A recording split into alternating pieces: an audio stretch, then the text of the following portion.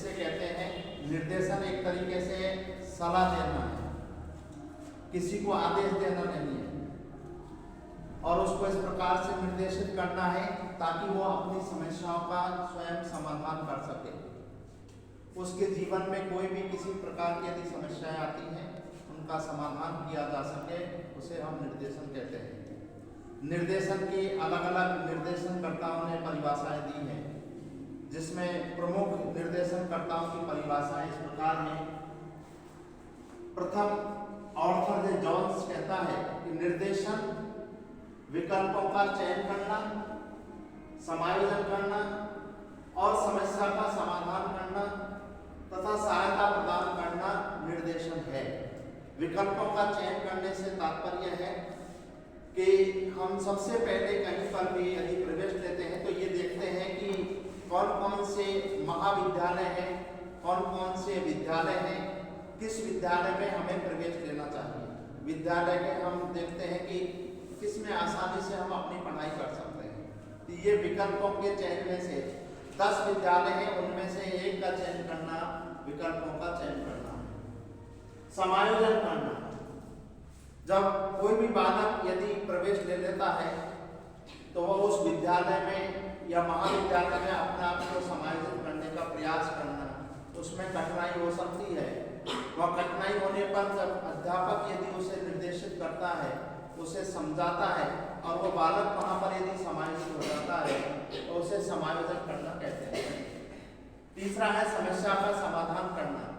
निर्देशन वहाँ माना जाता है जहाँ बालक की आने वाली समस्याओं का समाधान कर सके, वो स्वयं कर सके, दूसरों के द्वारा किया जा सके उस समस्या का समाधान, तो इसको हम समस्या का समाधान करना मानते हैं। सहायता प्रदान करना, उस बालक के कहीं पर भी किसी भी प्रकार की समस्या आती है उसमें जो सहायता प्रदान की जाती है, उसके कहीं पर भी पढ़ने में कोई दिक्कत आ रही है, कहीं उसे आने जाने की दिक्कत आ रही है, कहीं पर भी उस बालक की जहाँ कहीं भी कोई भी प्रॉब्लम है उसमें हमें सहायता प्रदान करना निर्देशन है।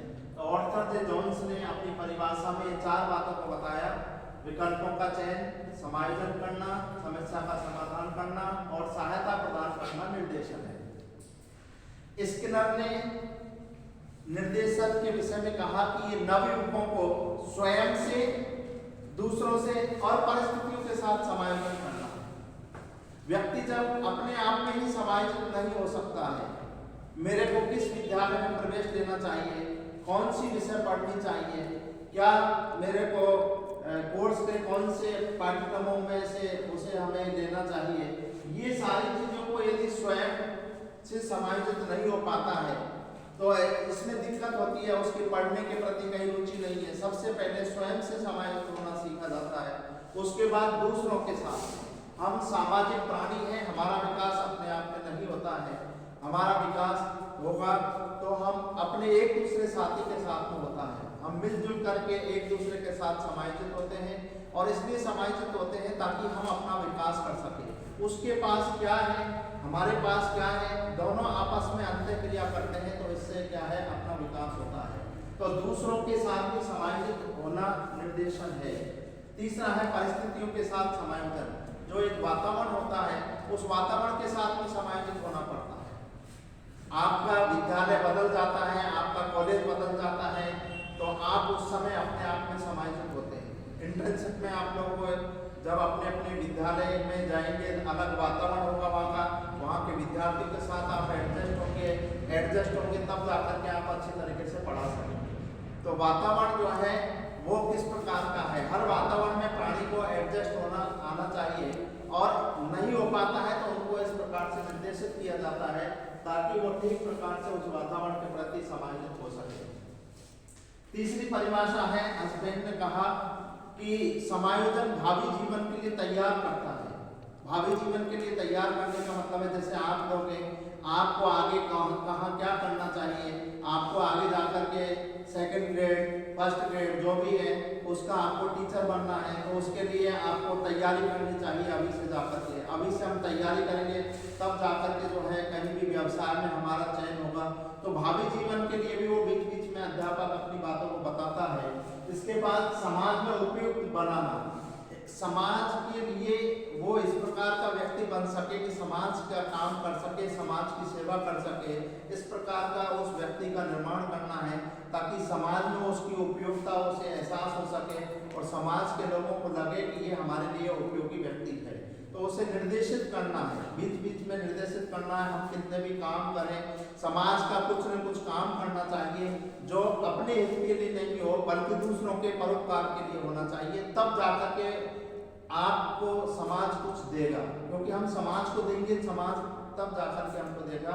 इस प्रकार की चीज़ों से हम बच्चे को निर्देशित करते हैं। तो हस्बैंड ने अपनी परिभाषा में मुख्य रूप से ये दो बातें की। तीसरी परिभाषा है, चौथी परिभाषा एमरिस्ट ने कहा कि समस्या का समाधान है निर्देशन। और समस्या कौन सी? जो व्यक्तिगत समस्या है, हमारी खुद की पारिवारिक समस्या हो सकती है, हमारी खुद की पड़ोस से रिलेटेड समस्या हो सकती है, हमारी विद्यालय से संबंधित समस्या हो सकती है, हमारी समाज से संबंधित समस्या हो सकती है। उन समस्याओं का समाधान व्यक्ति अपने आप में करना आना चाहिए। यदि व्यक्ति अपनी समस्याओं का स्वयं समाधान नहीं कर सकता है तो फिर उसका निर्देशन प्राप्त करना उचित नहीं माना जाता है। आत्मनिर्देशन मतलब व्यक्ति अपने आप निर्णय ले सके। अपने आप निर्णय किस चीज का ले सके? मुझे कौन से स्कूल में प्रवेश लेना है या कौन से कॉलेज में प्रवेश लेना है, मुझे कौन सी सब्जेक्ट लेनी चाहिए, मुझे क्या क्या चीजें जो है पाठ्यक्रम की चयन करनी चाहिए, पाठ से गामी क्रियाएं की। तो इस प्रकार की चीजें उसको स्वयं को अपने आप निर्णय ले सके। दूसरों पर रहकर के यदि वो अपना डिसीजन लेता है तो इसका मतलब है वो आत्मनिर्भर